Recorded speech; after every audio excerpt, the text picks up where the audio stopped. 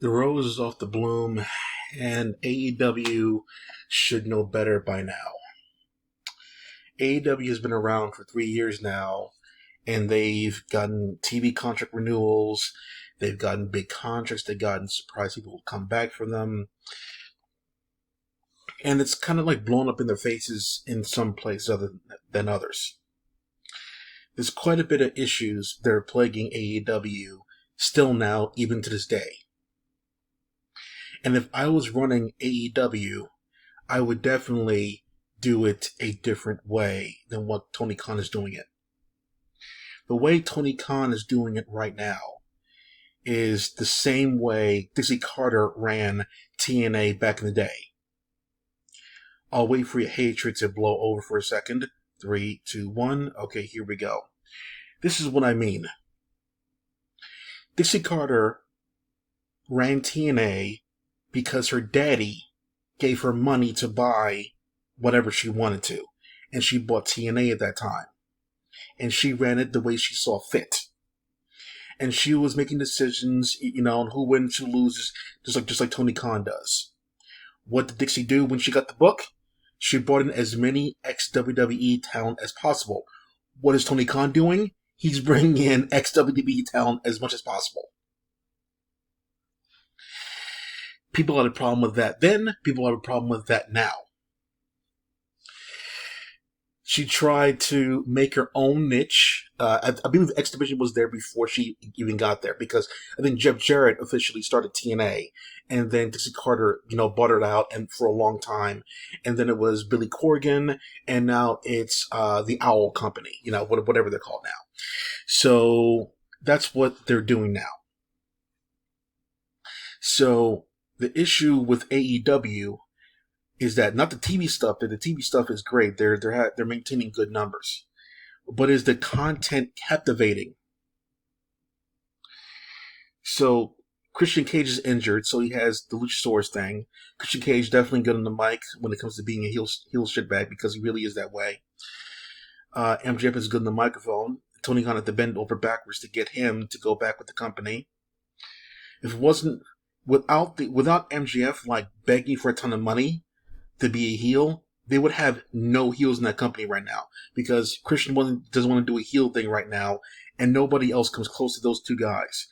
If it wasn't for even Christian Cage in there, MJF would have AEW over the balls. So they literally have to pay them whatever the fuck they want, because they're the best heels. I didn't even know Christian could be that level heel, but he obviously can.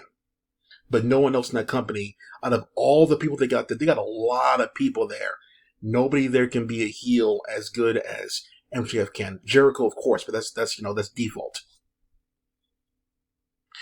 So the problem with AEW still is the women's division. It's still that after all these years. The women in the company are treated second class. They have feuds that don't make any sense. The storylines are blah. People get injured so much. That's not really a AEW fault thing, but it's just not really captivating what they're doing over there at all. Impact Wrestling division, women's wrestling, still good. Mickie James has a storyline where she loses. She's gone for good. Havoc and Jessica are having a identity crisis thing going on over there. The team of VKS or whatever they're called, VKN, they're having issues with other female tag teams in the division as well. Jordan Grace has an issue with the Russian girl Slakova as well, because they're both strong alpha females. Killer Kelly has an issue with the LGBTQ XYZ LMNOP ASMR BDSM girl as well. So they have a few going on there. There's a lot of blood feuds going on. They have backstage segments over there that bleeds into the on screen. The stage area. So they got a lot of stuff going on over there when it comes to Impact Wrestling, the women's division. It's all treated very seriously over there. It still has been for the past 4 or 5 years now. Still going strong, because Gail Kim's there. She cares a lot about the women over there. If AEW gets Gail Kim, maybe, just maybe, the woman will be treated better over there, because Gail Kim don't play that shit. She's really good when it comes to storylines and women's wrestling, for sure. So the women still suck over there. I know Kenny Omega was one of the main ones there, and I believe Brandy Rose was one of the main ones over there when it comes to the women, but they suck at their job. So someone else needs to go in there and do something with the women up there, because I could kill it. What is the point of having Jade Cargill versus Marina Shafir? They have no chemistry at all. Shafir has been on Dark doing nothing, beating up jobbers or whatever. Who cares? It doesn't make sense for the match to be happening in the first place. I know you want to get Jade on TV. How about this? Have Jade be on TV talking shit while you get somebody else over. Don't make an obvious match with an obvious outcome, like all the other past people. It's stupid. By the way, speaking of stupid, remember when they signed Paige Van Zandt and they made a big deal out of that? She signed her contract on Tay's gigantic, humongous ass, and then she wasn't seen ever again. She signed and just poof, vanished. That's great content there, Tony. Great content there. Really treating the division with respect. The tag division, I don't think there's any storylines going on over there in the tag division either. You have good matches there, which is better than what women are doing right now, but you have good matches there, but good, not great. The ranking system is a joke, especially now when it comes to like the tag team division. Remember how the challengers lost to the tag champions and then got a rematch for reasons? A bullshit reason, like the fans wanted it? No. Pay attention to your own fucking rules. You want them to get a rematch because of the fans? Do it like a month or two later, not immediately afterwards, to make it so it's obviously they're going to win the next time, because they can't lose twice in a row because WWE decision booking. Yeah, that's what WWE would do. AEW does the same thing.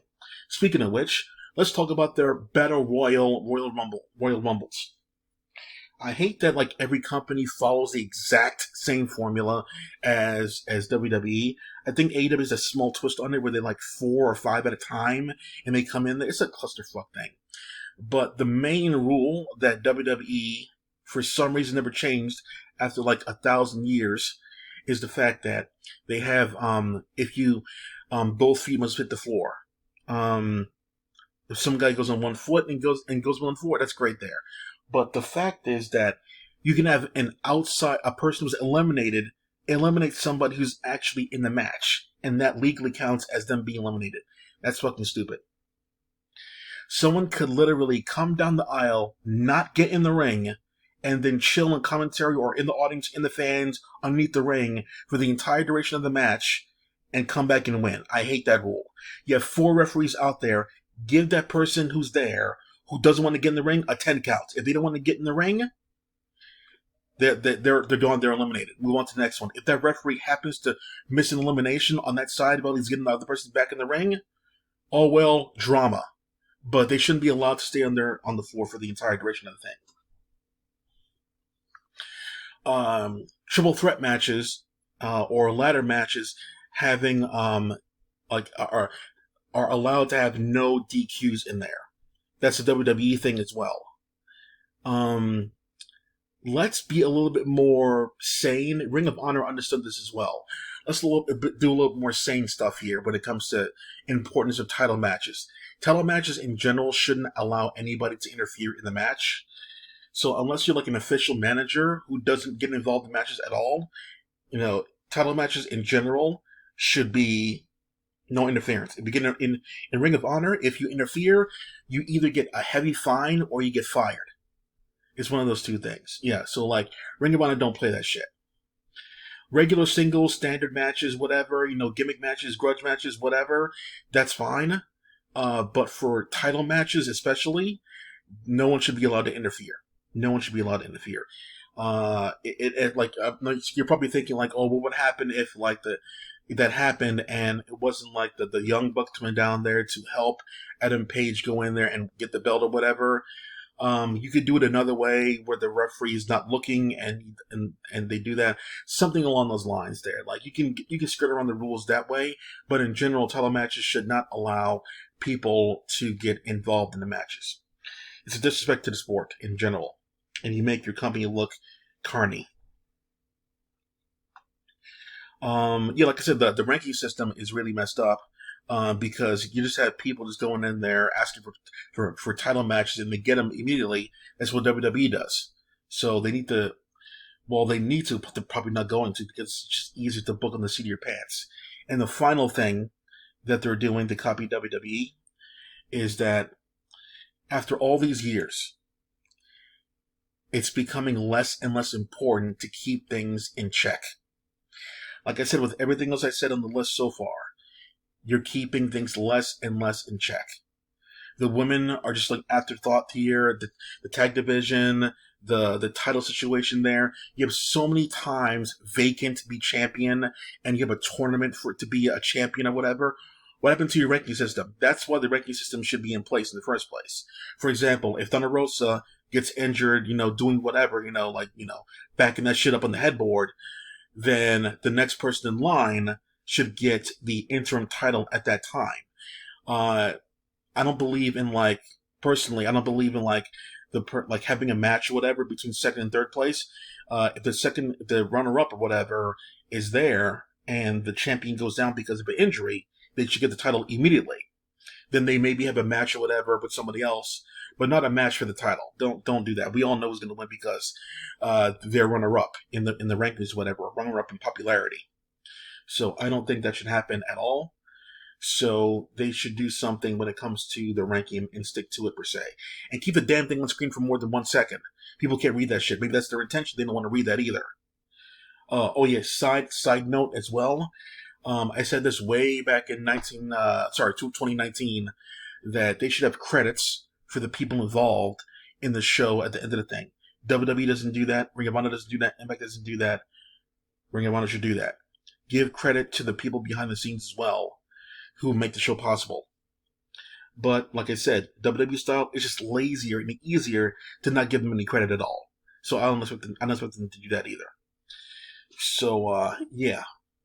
By the way, every now and then, they should get away from the big crowds and have a more intimate setting for things, not dark. A more intimate setting for things, and have the look of the big show without actually being in a big arena. It gives it a special event kind of feel, for special events, 2-3 times a year, something like that there, to freshen things up there. The same set over and over again. Hey, WWE, how you doing? That's it for now. Quack off.